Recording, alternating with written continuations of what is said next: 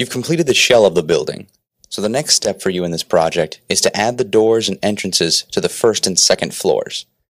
As always, you first need to set up the correct layer visibilities and options. In the navigation palette, set all design layers to invisible, except design layers Floor 1 and Scan 1. Set Floor 1 as the active design layer, and also choose Show Snap Others from the Layer Options drop-down menu, if this option is not already selected. You should already be in Top Plan View, but if you are not, simply press the 0 on your number pad to return to the Top Plan View. To center the building in your drawing area, you can press the Fit to Objects button in the View bar. Now you're ready to start inserting some doors. To begin, select the Door tool from the Building Shell toolset and click the Preferences button in the toolbar.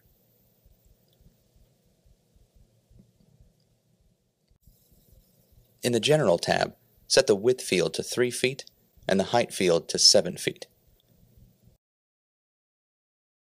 In the Jam tab, set the Width field to 3/4 of an inch and check the option Use Wall Depth. In the Leaf tab, choose Solid from the Leaf drop-down menu. Then click OK to return to the drawing. Zoom to the left portion of the building so that you can see the angled wall that meets the round wall in the top left. Using the opening shown in the PDF from Scan 1 as reference, click once on the existing angled wall from Floor 1 near the center of the leftmost door opening in Scan 1. Now, move your cursor above the wall and to the right so that the door leaf sits to the top left above the wall. Once the door has the correct orientation, click again to insert the door in the wall. Let's do this again with the opening shown to the right of the door you've just inserted. With the Door tool still active, click at the center of the opening and position the door leaf to the top right. Then, click once more to insert the door. Notice the second door was placed with the exact same door settings as the first door. Any new doors placed in this file will also have these parameters until you go back to the door settings and change them. There are several more doors using the exact same settings as the first two. Insert your doors at the same locations as shown in this video.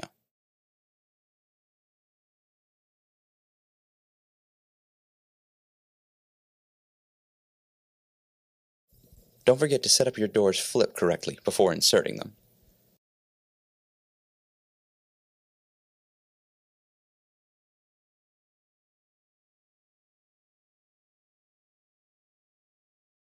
Here's what you should have when you're done. Now, you'll need to change the door settings to place a different type of door in this wall. The Door tool should still be active, so click the Preferences button in the toolbar, and in the General tab, set the Width field to 6 feet. Also, change the Configuration drop-down menu to Swing by Part, then click OK to return to the drawing, and place the door at the current opening shown in Scan 1. Also, make sure the door is flipped so the swings are inside the room. After placing this door, you'll again need to access the Door tool preferences from the toolbar so that you can modify the parameters once more to place a third type of door on the first floor. This time, when the dialog box appears, in the General tab, change the Width field to 5 feet and the Configuration drop-down menu to Slider. Additionally, set the Open Angle field in the 3D Visualization tab to 45 and click OK to return to the drawing area.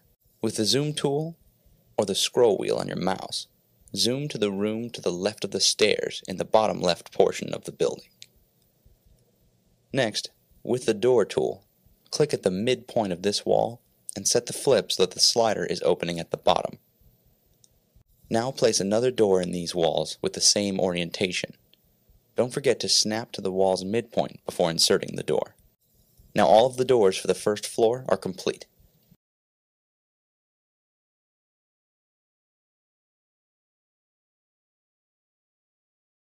Before you can begin inserting the second floor doors, you'll need to set design layers Floor 1 and Scan 1 to invisible, and design layers Floor 2 and Scan 2 to visible.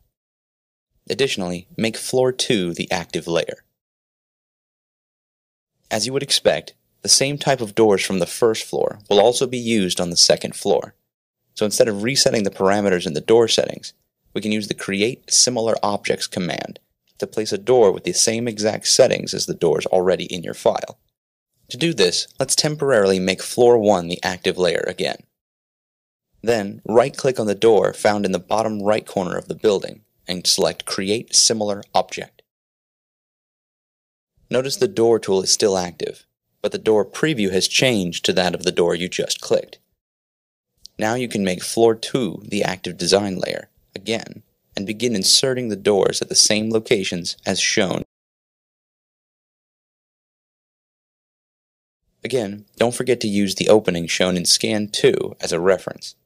Also, remember that the flip for the doors in your file should match that of the doors shown here. Here's what you should have when you're done. That's it for the doors. You can now render in OpenGL and take a look at your progress with the flyover tool.